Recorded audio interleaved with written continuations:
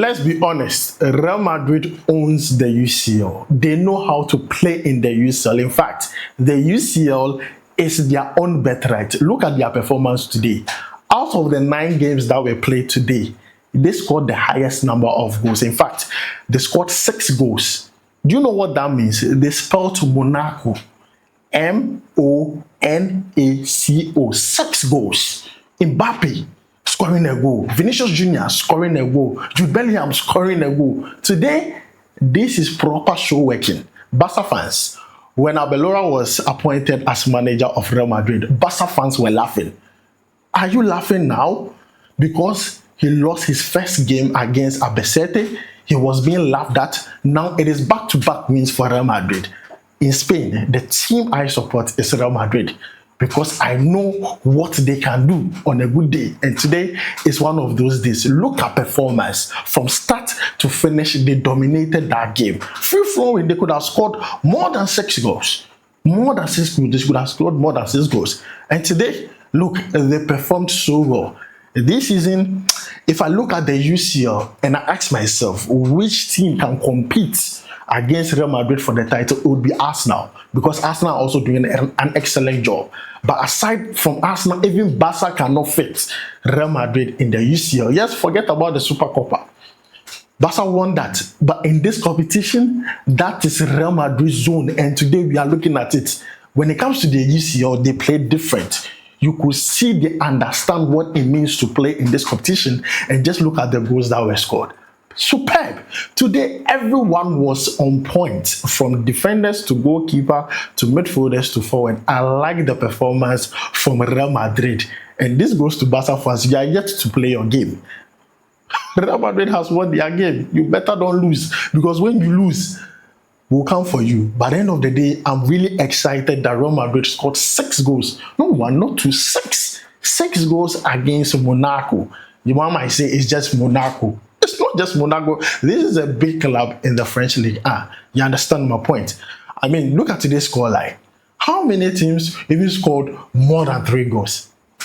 Yeah. So you guess why I'm saying today, out of the 9 games that were played, Real Madrid had one of the best results that you can ever think of. The performance was good. They showed that they are proper big boys when it comes to the UCL. And look at their performance. Look at the goals that were scored. Kylian Mbappe.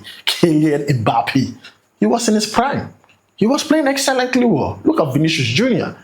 Excellent. Jude Bellingham on point. Master Tuano on point. Valverde on point. Everybody was giving good account of themselves in that particular game. And I think under Arbeloa, Real Madrid are going to do a lot of good things. He's definitely going to use this team to win a trophy. It could be the UCL because they own it. They understand how to play this competition, and it's their birthright. And I'm happy for Real Madrid. That performance was A1. Look, there were so many games I could have watched, but I watched this one and I enjoyed it a lot. But then, guys, let me know what you think about this. Barca fans, Hala Madrid. Madrid has shattered everyone. But then let's take a look at other, results in today's UCL round of games. Now, let's talk about Villarreal losing to Ajax. That is shocking. I'm not going to lie to you. I think Villarreal, by now, they should forfeit it because they are out. There is no way they can even make, the knockout round. They are out. It is so sad. Villarreal does well in the Spanish La Liga, but they find it very difficult to manage wins when it comes to the UCL. Tottenham beating Dortmund, that one I did not see coming. I'm going to be very honest. I thought Dortmund were going to have an upper hand over Tottenham because of how far they have gone in the UCL in recent times. But then today, because of the red card they received early in the game, Tottenham used that to their advantage and won the game by 2-0 in front of their home fans. I did not see this one coming, but this one keeps Thomas Frank at his post because this game was a decider as to whether Tottenham were going to keep him or not. But today, he kind of surprised everyone. Sporting CP versus PSG. This one, I saw it coming. I knew Sporting CP were not going to make things easy for PSG. I saw this one coming from afar. And I'm not surprised with the scoreline at all. PSG, I saw this one coming.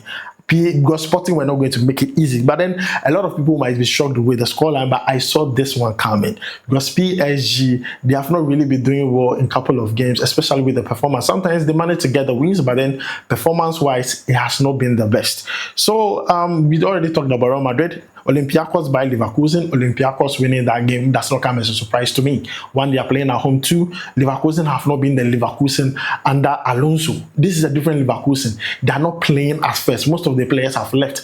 They have new players. They are rebuilding a team that had been left, or some of the players have left. So, I mean, it's not surprising that Olympiacos beats them by 2-0. Arsenal, for me, were the biggest one because that's a big game against Inter Milan. Last season's finalists, you play against them and score against them, not even won by 3-1. Arsenal are the ones definitely going to give Real Madrid headache when it comes to who is going to win the UCL, because Arsenal are playing an excellent game. Napoli are always going to be Napoli. You understand? Napoli are always going to be Napoli. Nothing will change that. Because if you see the way they perform today, I'm not even surprised. Napoli will always be Napoli. Which kind of performance is this, Napoli? A team has a red card. You want to tell me you can't beat this team? You want to... Napoli wants to tell me they can't beat this team. A team with a red card. Napoli. That is shocking. Like, for me, that is shocking. Man City, I've already talked about it just because of Semenyo. So I talked about that game extensively. And also Club Brugge. Club Brugge beat Amalfi by 4-1. So today, there were a lot of games, a lot of goals. Almost every goal had more than one goal. Every game had more than one goal in it. Every game had more than one goal. I mean, this is interesting throughout. But then I think Real Madrid, in my own opinion, had the best game throughout. Beating Monaco is not an easy feat. Not just beating them, but beating them by 6-1. They indirectly spoiled Monaco. If you don't know, they indirectly spoiled Monaco. And this is going to give pressure to Barcelona because they also have to deliver. And I'm saying this, under Arbeloa, Barcelona are really going to feel the pressure, because this is a coach that it looks like the players like. Look at Vinicius Jr.